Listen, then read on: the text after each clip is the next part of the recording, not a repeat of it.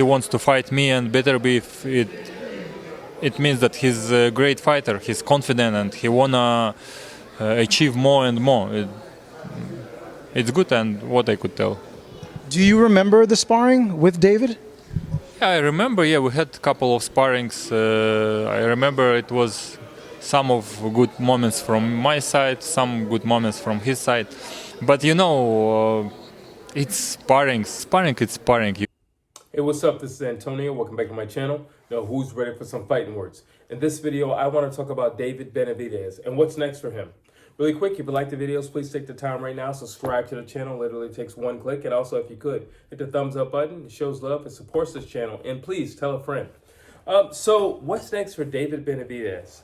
After his win over David Morrell, which was a really good win for him. It shows he's got his head in the game. It shows that he's evolving as a fighter and also as a box office draw and powerhouse in the sport of boxing in terms of filling seats. So what's next? Well, Turki Al-Sheikh said he would like for David Benavidez to take on the winner of Artur Beterbiev and Dmitry Bivol. The winner of that fight. So either way, David Benavidez is not going to have an easy road.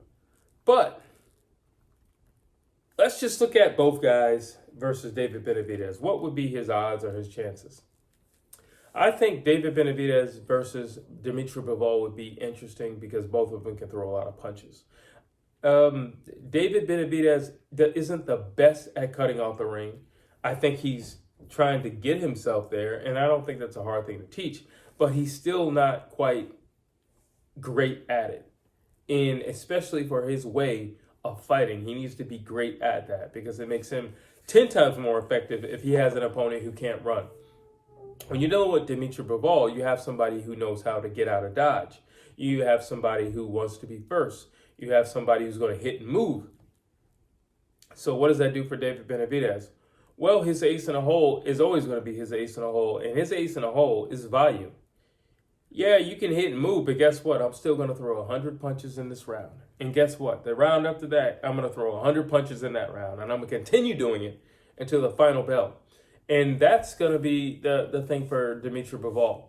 I'm really interested in seeing how Dmitry Bivol faces Artur Beterbiev in their second fight because I felt like he fought out of character in their first fight. And if he fights more like his traditional self, movement and being more mobile on his feet, I think we're going to see a much different fight. I also think, like I said several times before, I feel like 10 more punches, he would have won that fight. I believe he won the fight as is, but 10 more punches, I suppose it would have been more clear across the board that he won that fight. Now, with that being said, if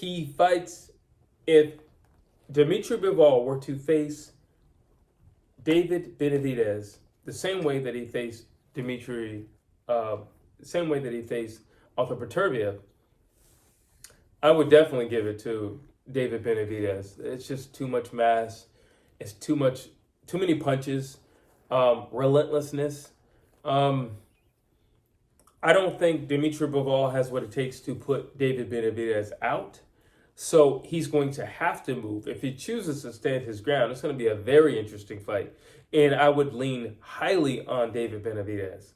Now, when we look at Artur Beterbiev, we are talking about somebody who is aging. However, we're talking about someone who's aging like fine wine. We're talking about somebody who is aging. However, he doesn't drink, he doesn't smoke, he doesn't party.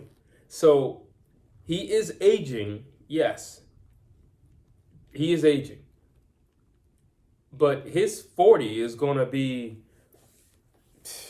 like a 35 in the ring. It's not going to be a regular, it's just not going to be a regular 40. So he takes care of himself. He trains all year round, whether he has a fight or not.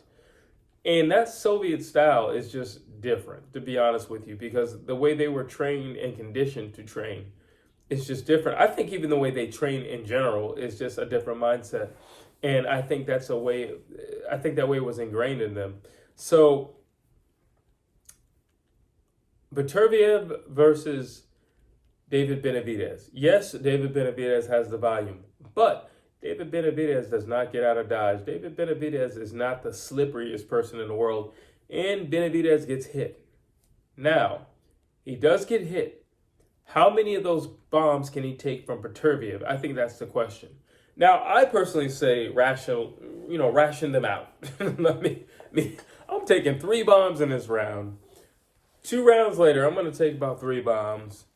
Late rounds, I'm okay with taking maybe 4 bombs, per round. But you got to be realistic. I don't think anybody can consistently stand in front of Artur Beterbiev. So David Benavidez, here's the upside of David Benavidez. He's very big. He's a big boy. If he's not training, he's a big boy. And on the night of, he's going to be a big boy. So, yeah, he doesn't hit as hard as Beterbiev. But, again, I think the volume, I think his youth, and I think the volume are going to be huge. Because it's all a thing of, can I take punishment from Beterbiev? I think he can. I don't think he can go 4 rounds straight of doing his David Benavidez, Mexican monster thing. I don't think he can go 4 rounds straight. I think if he broke it up, if he did around here, around there, and then a few rounds down the road, I think, yeah, he could definitely stand in front of Beterbiev, but I don't think it's going to be consistent. I think that's, very reckless and not advised. David Benavidez has been down before, and the person who put him down didn't hit like Artur Beterbiev. Let's just be honest. That man hits like a Mack truck. So I would give Beterbiev versus Benavidez a 50-50 fight, to be honest. Now, Bivol, I'm giving a 60-40 for David Benavidez. Only because I don't know how he's planning to face Beterbiev. If he says, I'm going back to my old ways where I do not get hit. I'm going back to my old ways where I utilize the circumference of the ring. And I move, I hit, and I move. I hit, and I move. If he goes back to a point fighting style, I think Bivol could probably beat both of them. If he goes to a point fighting style. If he wants to stand his ground the way he did in that last fight, I don't think it'd be a good night if he's facing David Benavidez. I think it's just too much firepower. No, I think it's too much consistent firepower. I think if he can handle, Artur Beterbiev's punches, he can definitely handle David Benavidez's punches. However, it's how many punches difference he's throwing. Because if Beterbiev is throwing 50 punches around, just making up numbers, 50 punches around, and then you have David Benavidez, and he's throwing 100 punches around. Oh, there's a difference.